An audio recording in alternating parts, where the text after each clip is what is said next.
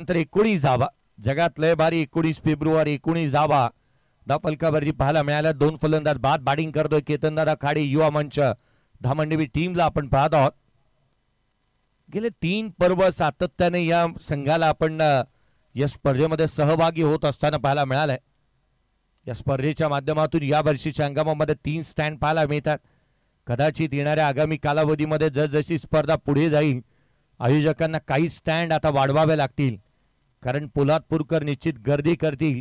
जे दर्दी आहेत ना त्यांची गर्दी निश्चितच होईल. या स्पर्धेच्या माध्यमातून स्टँड अपुरे पडू लागले आहेत, कारण समोरच्या बाजूचा स्टँड खचाखच भरलेले आपण पाहत आहोत. खरं तर काही प्रेक्षक वर्ग आपण पाहतोय जे सातत्याने चहू बाजूला जिथे जागा मिळेल तिथे बसून या स्पर्धेचा आस्वाद घेत असताना आपण पाहतोय. 3 षटकांचा खेळ संपला. 19 बनल्यात. राजा घाडगे पुन्हा एकदा गोलंदाजी मार्कवरती दाखवत असताना पाहायला मिळेल. जिथे महत्वाचं राहील की तिथे धावा त्या आर्यनच्या बॅटमधून येणं, कारण संघाचा कर्णधार म्हणून तो मैदानाच्या आतमध्ये उभा आहे. मागील सामन्यामध्ये एक चांगली इनिंग त्याने साकारलेली पाहायला मिळाली होती, जिथे एक चांगली बॅटिंग त्याने केली होती पहिल्या सामन्यामध्ये. 35 धावांची इनिंग 11 बॉलमध्ये त्याने साकारली होती मागील सामन्यामध्ये. 11 चेंडू आणि 35 धावा. ती खेळी त्याला पुन्हा एकदा आठवावी लागेल. त्याला संघासाठी रन्स गोळा करावा लागतील. एका षटकामध्ये ठोकलेले 5 षटकार पुनरावलोकन करावं लागेल त्या इनिंगचं. यावेळेचा बॉल उजव्या एसेच्या बाहेर पडल्यानंतर बाहेरच्या दिशेने निघतोय. थेट यष्टीरक्षकाचा वेध घेतलेला हा चेंडू इथे पाहायला मिळाला. लंगोटी मित्रमंडळ करंजे या टीमने देखील इतिहास लिहिला होता. खरं तर मला आज देखील आठवणीत आहे ती स्पर्धा, जी मात्र सातत्याने आपण पाहिलं तर डोंबिवलीच्या गेस जिथे आपण पाहिलं तर खऱ्या अर्थानं आडवा बॅटने ऑन साईडला खेळण्याचा प्रयत्न करण्यात होता. थेट यष्टीरक्षकाचा वेध घेण्याचा प्रयत्न इथे चेंडूने घेतलेला पाहायला मिळाला. विशालजी म्हात्रे यांच्या क्रीडानगरीवरती आपण पाहिलं नुकतीच पार पडलेली स्पर्धा. एकच स्पर्धा घेऊन आले, 1 लाखाचं आयोजन केलं, परंतु प्रत्येक मॅन ऑफ द मॅचचा पुरस्कार जो देण्यात आला ना तो अर्थातच पैठणी देण्यात आली होती.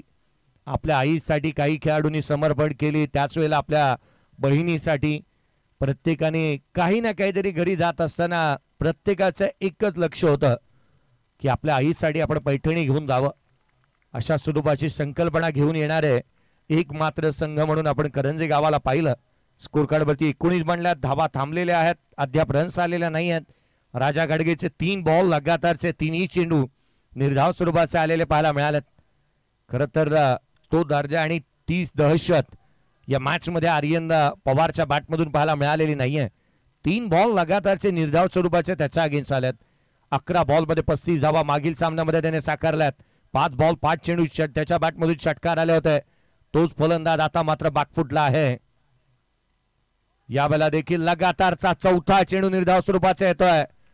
ही खेळपट्टी 30 आहे, ज्या खेळपट्टीवरती अजिंक्य पवारने 91 धावांची खेळी साकारली. ही खेळपट्टी 30 आहे, ज्या खेळपट्टीवरती 113 धावा बनवण्यात आल्या होत्या. आणि ही खेळपट्टी 30 आहे जिथे केतनदादा खाडे युवा मंच धामंडवी टीम तिथे 19 धावांवरती अगदी लगाम लगावलं या संघाने. क्रिकेटचा खेळ कधी वरती घेऊन जाईल किंवा कधी खाली घेऊन येईल याचा मात्र नेम नाही. राजा घाडगे 4 बॉल निर्धाव स्वरूपाचे.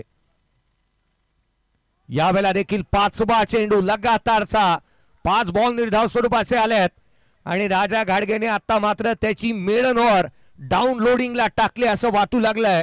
त्यांनी अपॉइंटमेंट घेतली एका मेडन ओव्हरची पाहावं लागेल, कारण या स्पर्धेमध्ये अर्धशतक पाहायला मिळालं. केवळ अर्धशतक नव्हतं, ते षटकाच्या समीप गेला होता. अजिंक्य पवार 91 धावांची खेळी त्याने साकारली होती. पहिली मेडन ओव्हर आपण पाहायला जातोय का? राजा घाडगे गोलंदाजी मार्कवरती दाखल होतोय. आर्यन ऑन स्ट्राईक आहे, त्याने 11 बॉल 35 धावा मागील मॅच मध्ये केल्या होत्या. तो स्ट्राईक एंडवरती पाहायला मिळतोय. राजा थांबलाय, काहीतरी विपरीत घडू नये याकरिता थांबणंही गरजेचं राहतं.